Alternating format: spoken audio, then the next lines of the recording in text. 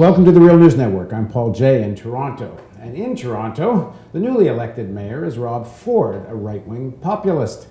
In the recent federal election, a majority Conservative government led by right-wing Stephen Harper. In Ontario, back in Ontario again, the Ombudsman report says that the police action during the G20 may have been the greatest violation of civil rights in the history of Canada, was not even an issue in the recent federal elections. And in the upcoming Ontario elections, who's ahead? Ontario Conservatives. What the heck is going on in Canada? We went and set up the Washington Bureau for the Real News, and we came back and I can't recognize this place. Now joining us to try to make some sense of all this for us is Professor Leo Panitch. Leo teaches political science at York University, and he's the author of In and Out of Crisis, The Global Financial Meltdown and Left Alternative. What the heck is going on here?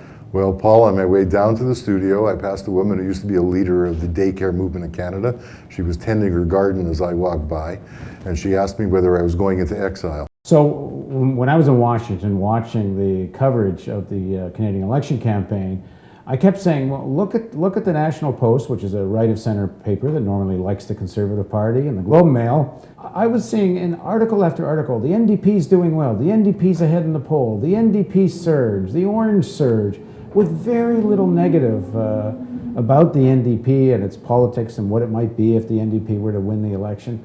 And what I'm getting at here is that there was certainly a convergence of interest between the Conservatives and the NDP to wipe out the Liberal Party. You put that in a way as though this was, concocted by the NDP and the Tories to squeeze out the Liberals. I wouldn't say concocted by the NDP, but I think the Conservative press played it with I think the important thing to say, especially for your American viewers, although I know you have viewers around the world and they may not be as aware of this, is that one of our favorite whipping boys, Michael Ignatieff, who was on the front page of the New York Times Magazine, urging Bush to invade Iraq, and speaking as though he was an American at the time. We should do this and we should do that. An illustrious Canadian, and I must say comes from an illustrious Russian family. His father was in the last Tsar's cabinet. He hung himself. Absolutely hung himself. Now, just again, for our out-of-Canada viewers, Michael Ignatieff, after writing this pro-Iraq war, more than one, I think, commentary for the New York Times Magazine, came back to Canada and became leader of the Liberal Party, and he gloriously led it to disaster in the last election. So we had the demolishment of the Liberal Party. We now have an over 100 seats with the NDP, but a majority Harper government. Right. So where do you think that leaves Canada? It leaves Canada not in a very good situation in the short run. In the long run, it could be a good thing. I certainly think that the reason that people switched in Quebec to vote for the NDP was that they were voting for the Bloc Québécois, which is a federalist branch of a separatist party in Quebec that would like to leave Canada. I think people were voting for the Bloc, and it's always been clear, because it essentially itself has had a socially progressive agenda, essentially a social democratic party with a nationalist purpose to it. They switched to the NDP because they wanted to see more effective social policies at the federal level, and they thought they might get that out of the federal party. That's really why they switched, it's clear.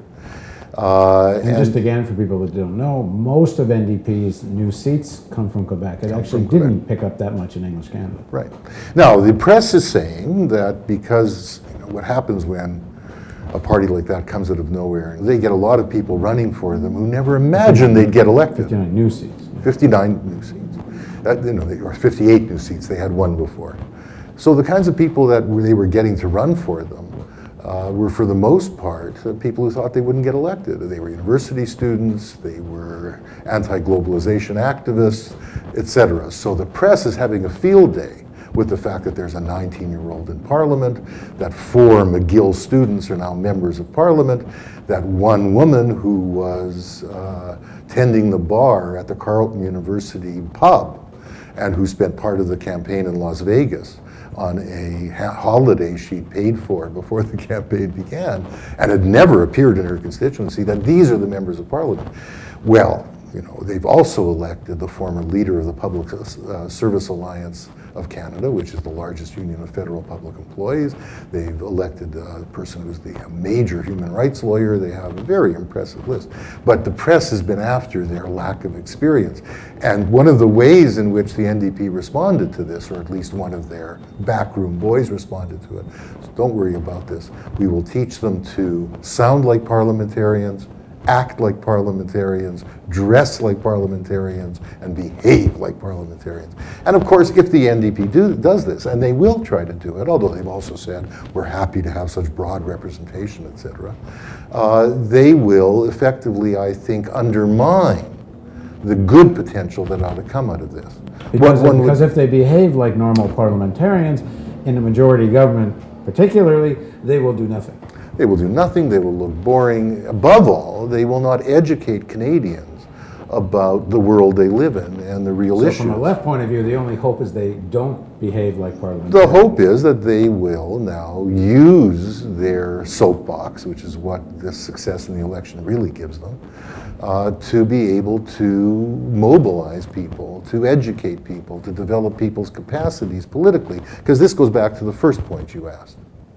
What the heck were immigrant communities, people from South Asia, from Somalia, etc., doing voting for this right-wing government that is anti-immigration? They have switched from voting mostly for the Liberal Party to voting to the Conservative Party. The Conservatives had a determined mobilization for a long time, and they finally succeeded. Now, it also involves appealing to the Jewish community, because this government is the most slavish follower of Israeli policies and the most draconian in the way it disciplines anybody who speaks at all critically of Israeli policies. They also won the Jewish vote, which, as the United States, has tended historically to be quite left-wing. But they targeted these ethnic communities. And you ask yourself, why were people who are mostly working class people from these communities voting for the Tories? And you can say the same thing for Rob Ford's election in Toronto. And what is likely now to happen in Ontario, insofar as a Conservative government is likely to replace a Liberal government here. And it does have to do with people in the context of this economic crisis trading their vote for a cut in taxes of $35 a year in really the most ignorant kind of way, if I may say so. Because they will pay Rogers or Shaw, the cable companies in Canada, $200 extra a year with no accountability for it, and not think that they have any control over this. But they use democracy, and I think people around the world see democracy as a way in which they can pay less taxes. The cost of that, of course, is that their kids' schools are worse. The social services for their elderly parents are worse, all of whom they have to take care of for the most part. They pay increased fees to the government for all kinds of services. Of course, one doesn't want to blame the victim. But there is an element of dumbing down in our societies, which the Real News does something about that, and I congratulate you for it, that is very, very severe. Is part of what's going on in Canada, at least when it gets through the media, and I guess I'm asking you the reality, that Canada kind of dodged the recession in a way the United States didn't, and that's because of good stewardship of this Harper government, so don't switch horses because who knows what will happen. No, no. I'm not, well, I think that's the line. That's the line. What I'm asking is, that seems to have had some influence on people, but is that the reality? Well, dodged a little, although Canada is so integrated with the United States, especially Ontario, where this Conservative government's about to be elected, that the United States sneezes, we catch pneumonia, as Pierre Trudeau once said. Or sleeping next to an elephant, it rolls over and you suffer the consequences. So our banks didn't tank, but our auto industry did. And Ontario is built on, and has been throughout this century, on the motor industry, including the steel industry in Ontario, which is connected to the motor industry. So there was enormous suffering. And the unemployment rate went up considerably, and although everybody goes on about how high the unemployment rate is in the United States, it's only about 1.5 percentage points less in Ontario. So one shouldn't overdo this by any means. And secondly, we were mainly lucky. Lucky in the sense that, whereas the United States has a highly competitive banking system, and the reason even the big banks were going after these toxic securities that the mortgages were, had to do with that great degree of competition in the American financial market. 5 institutions control the Canadian market. Although there was a commercial paper crisis here in August 2007, which was one of the harbingers of the later mortgage crisis, etc., our banks simply are so integrated and so profitable, and they are so backed in the Canadian mortgage system by the Canadian state that they didn't get into this business. That's what it was. And the notion that we had a kind of regulatory system that protected us, etc., if we have that kind of regulatory system that protected us, it's only because it's in the interest of the banks. Well, in terms of looking ahead, both in terms of the Canadian economy, there's already lots of talk about double-dip recession in the United States. Some people have suggested if the real recovery, there's been some in the industrial sector, but the real recovery has been in the finance sector. So how real is that in terms of GDP? So if there is another bout of recession in the United States, how real is this Canadian bubble? No. There's no Canadian bubble. First of all, though, it hasn't been as severe in our housing market, certainly, which is the main thing. And we are a commodity exporting country. As I said, we also export manufacturing goods, mainly in the United States. But commodity prices are high. Commodity prices are high, then the Canadian economy generally does well. And the Canadian dollar shoots up, which is what has happened. Which allows us to buy things more easily. So, yes, if there's a double dip, it'll affect Canada seriously. If there's a double dip, it'll affect the price of commodity prices. There's no question it'll affect Canada very, very seriously.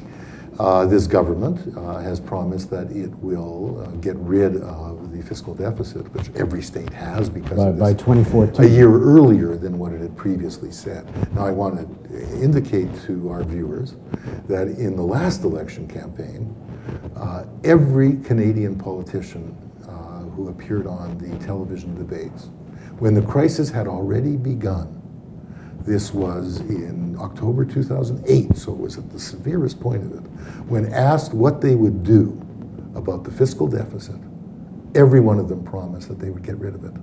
Now, people, you just said in an earlier interview we did, what sense does it make to be cutting the deficit, introducing austerity when there's a crisis on, which is what Greece is being told to do. No, every Canadian politician, including the leader of the NDP, promised they would do that because the political culture is one in which you conventionally have to get this answer or you get skewered in the mainstream media as being economically illiterate. Right? That's what went on then. Then they discovered that everybody was stimulating. The G20 was pushing everybody to stimulate in order to save the bankers' bacon. At that point, even the Harper government said, yes, we'll run a deficit for a while. Now, if there's a double dip and this government is promising to reduce the deficit more quickly, it'll make it worse. Seriously worse. Seriously worse. Thanks for joining us. Good to talk to you, Paul. Thank you for joining us on the Real News Network.